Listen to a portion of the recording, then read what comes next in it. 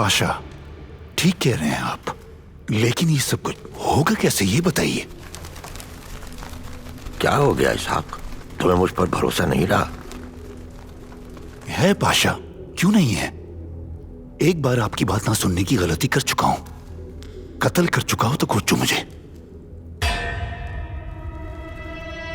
पाशा, मुझे पूरा यकीन है कि आपको अच्छी तरह से मालूम है कि आप क्या कर रहे हैं, लेकिन मुझे ये बात समझ नहीं आ रही कि मेहमद के होते हुए अहमद को तख्त पर कैसे बिठाएंगे। तुम्हें क्या लगता है कि ये सारा तमाशा, ये सारी मेहनत बेकार जाने के लिए? कैसा तमाशा? पीरी पाशा वाले तमाशे की बात कर रहा हूँ। अल्लाह अल्लाह, लेकिन पाशा हम लोग तो कुछ और ही बात कर रहे हैं। पीरी पाशा के इस मामले से भला क्या ताल्लुक है? माहिर पहलवान पहले टांगों पे हमला करता है, और जब टांगे काबू आ जाएं तो वो अपने मुखालिफ को धो डालता है, और मुखालिफ कमर के बल चित हो जाता है। दस्त बदस्त लड़ना ताकतवरों का नहीं, कमजोरों का काम है। पीरी वाला चारा क्यों डाला था मैंने? अब मैं समझ गया, क्योंकि हर एक शख्स जंग की बात कर रहा है, मगर मेरे पाशा मेहमद की जंग लड़ेगा क्यों आखिर? वो तो अमन की बात कर रहा है। पीरी का नाटक रचाकर जो चिंगारी भड़काई है मैंने, कारामान को जलाकर रख देगी वो, और साथ ही इस महल को भी राख कर डालेगी। चलें मान लेते हैं कि ये हो गया।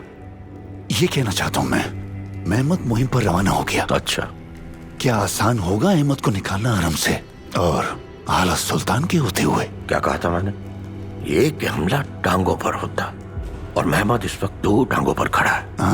एक बहार खातून और दूसरी गुलशा खातून। मेहमद की गैर मौजूदगी में अहमद को हमारे हवाले गुलशा खातून करेंगे। गुलशा खातून? लेकिन वो ऐसा क्यों करने लगी? मेहमद करामानियों को जिस जाल में फंसा था, उस तक ले जाने वाली गुलशा खातून थी। पीरी पाशा ने बताया। वाकई?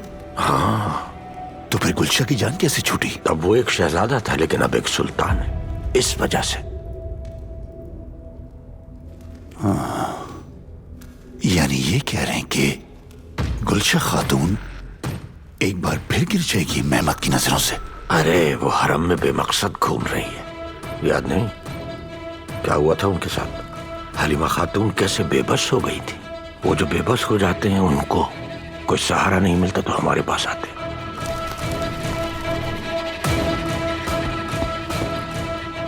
अहमद को गुलशा खातून हमारे हवाले करेगी। फातेह अल सुल्तानी, पीर से जुम्मा रात 9 बजे।